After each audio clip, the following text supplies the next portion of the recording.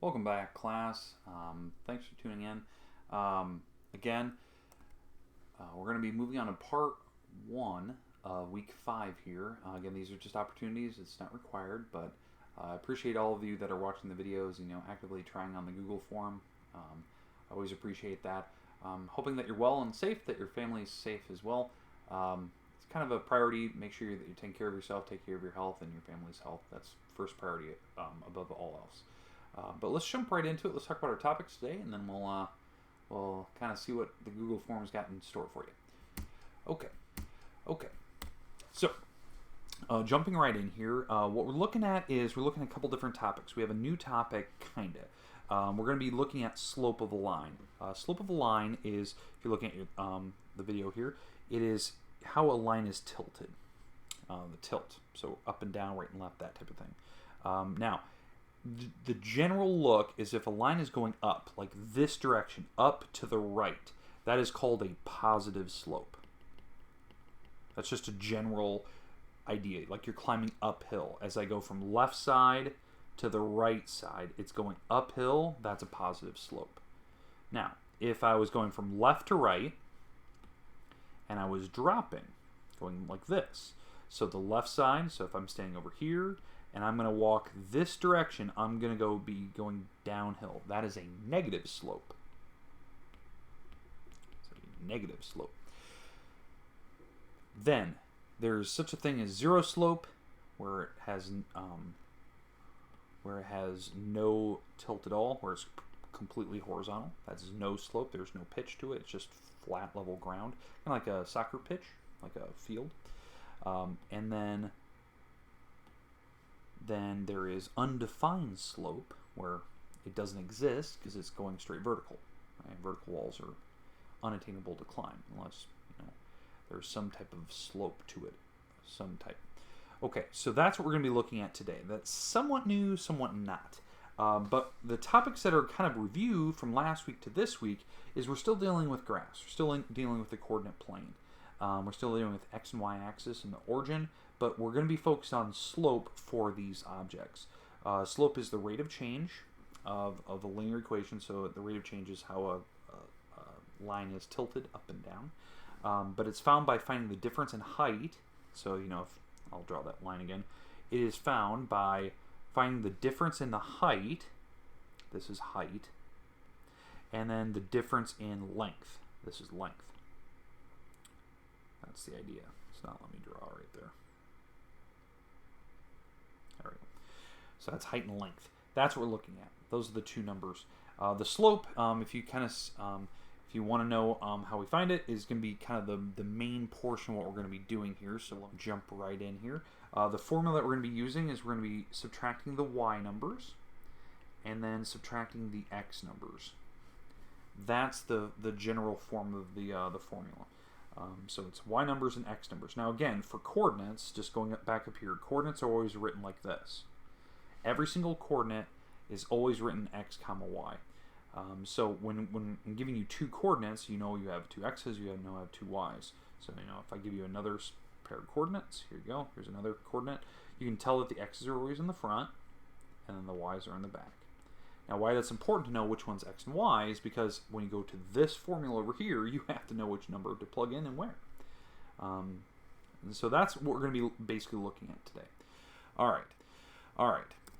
Let's jump right into the first problem and see how it goes. All right, so what we're looking at here is I have a graph. Now, you're not going to be required to graph on the, it's not required at all, but you're not going to be asked to graph on the homework. You're just asked to find the slope. So if you have graph paper, maybe you want to draw some lines. I'll include some graph paper on the website. You can draw these coordinates and kind of see where the line's going. So I'm going to draw these. This is kind of a little review from last week. So 6 comma negative 1. So I'm going 6 over. So I'm always starting on the origin. So let me change up the color here. I'm going to start on the origin. I'm going to go to the right 6. 1, 2, 3, 4, 5, 6. And then down 1. So there's the first dot. I'm going to erase all these other ones that I had here. There's the first dot. That's this one. The second dot was 7 comma 8. That's going over 7 and then up 8. So this is over 7 and then up 8. 1, 2, 3, 4, 5, 6, 7, 8. All right, there's the next dot. Let me get rid of all these other little hash marks I had. Okay, so there's my 2. And if I draw the line, you can tell that this is a positive slope. It's going up and to the right. I'm climbing as I go from left to the right side. I'm going uphill. So that's a positive slope. So I can already tell right now by drawing these two that I have a positive slope. Sorry, the pen's right in your way, sorry. But let's go through the formula. This is the part that I want you to kind of practice on the actual, activity, the Google form, where we're actually using the formula. I'm going to write down the formula one more time. So we're subtracting the y numbers, and then you're going to put that over the x numbers. Okay, so now doing this, the y numbers on both of these coordinates, I'm going to get rid of those little check marks. The y numbers are the back numbers. Now, here's the beauty of this. It doesn't actually matter which one you pick. You can pick the left side, you can pick the right side. It doesn't matter, but I'm picking the numbers in the back. So I'm picking the -1 and the 8. Those are the numbers, and those are the y numbers. So these are the y's. But again, like I said earlier, it doesn't matter which one you pick first. So I'm going to pick the -1, and then I'll pick the 8 second. But I have to subtract them. No matter what, you always have to subtract them. So -1 minus the 8. But again, you could have picked 8 and subtract the -1. It's fine. Now, the next ones, we're going to pick is the x numbers. Those are the front numbers. And again, it doesn't matter the order that you pick it. I'm just going to pick the 6 and then the 7. So 6 minus the 7. I usually just pick the front minus the back. But there you go. So I'm plugging in my y numbers, I'm plugging in my x numbers, and now I'm going to subtract them. So if you have a calculator in front of you, you can subtract these and get your numbers. So -1 minus 8 more is -9. And then your 6 minus 7 is a -1. And so it looks like the two negative signs are going to cancel each other out. So I'm going to get 9/1, which is the slope of 9/1 is also written as 9. But you can leave it 9/1. But that's the slope. This is kind of what we're looking at. We want to get a fraction for my problem. It's positive, so it's going up to the right. The two negative signs canceled top and bottom. But that's it. That's what we're looking at. The Google form will have 3 examples that you can try out, see how you do. But this is the basic general rule. Let's go through 2 more examples, just so you can see that it's the same way every single time, and there's really no trick to it. It's the way it works. Jump right into the next one here. All right. So I'm going to draw them first. I like to draw them. I like to get a look at what it's doing. Is it going up, down? Is it horizontal? Is it vertical? What does it look like? So the first coordinate I have is 10, 2. So I'm going to go start at the center, going over 10, and then up 2. I know I went kind of fast on that one. Sorry. My graphs go up to 12. This is a normal graph, so it's going up to 12. So I know I can go over 10 and then up 2. There's the first one. And then the second one is going over 8 and then up 4. So that's the second one. I know, sorry, I go kind of quick on that. So over 10, up 2, and then over 8, up 4. And so when I look at this is definitely a negative slope.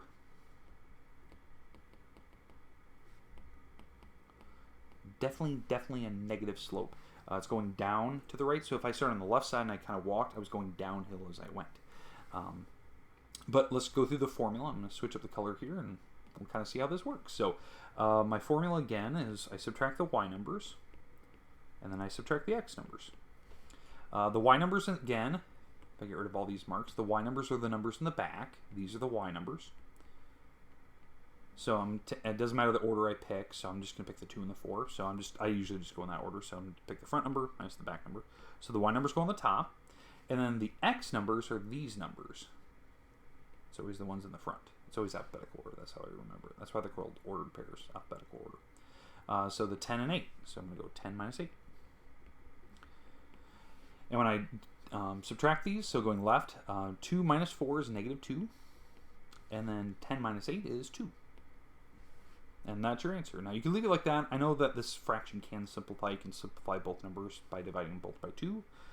So -2 over 2. You can divide them both by 2 and get -1 over 1. But it's the same thing. If you want to leave it like this, that's totally fine. Now what this is telling you, I haven't really got to that point. Slope, I know some of you already kind of know it from maybe from pre-algebra days in junior high, or maybe pre-algebra days in high school. It's known as rise over run. It's kind of the fancy way of saying it.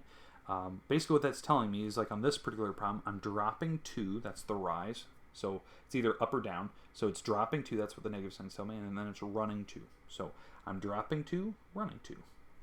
That's the idea. And then if I want to go to the next dot, I would drop 2 and run 2. So the next dot would be right here. And then drop 2 and run 2. Or I could go backing up. So this would be the next one, and backing up. There would be the next one. My line's a little bit off, but you get the idea. All right, one more problem, and then I'll let you try out the Google form here.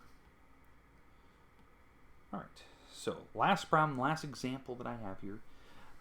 We have 5, 0, and 1, 2. So let's draw these first. I always like to draw them, kind of see what kind of slope we're looking at. So 5 over and then up and down 0. So we always start at the center. So 1, 2, 3, 4, 5. So there's my first dot. And then it's up and down 0. And then the second one is over 1, up 2. So over 1, up 2. So there's the next dot. Okay, so it looks like on this particular problem, it's definitely a negative slope again. It's as I go from the left side to the right side, it's definitely going downhill. So left to right, going downhill. Okay, so we have a negative slope. Always nice to know that. So why that's always nice to know is that I can predict what my fraction is going to be. It's going to be negative in the long run. But let's go through the math here. Let me switch up the color again. All right, so my slope formula is this. Subtract the y numbers, subtract the x's.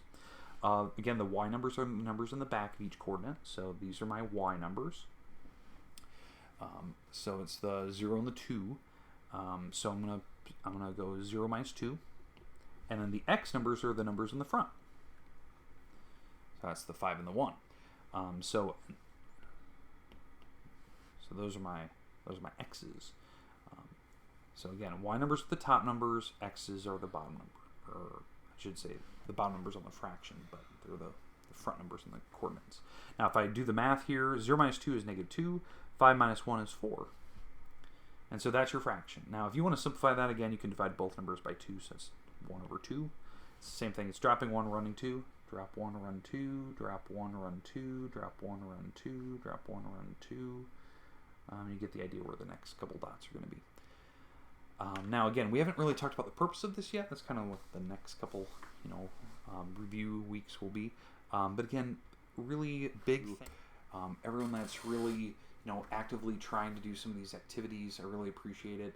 I don't know what the next couple weeks are going to be bringing. Obviously, things are changing quite frequently each week. But again, health, safety is first. These learning activities are distant second. But again, take care of yourself, take care of your family. Miss you guys. I hope to see you guys real soon.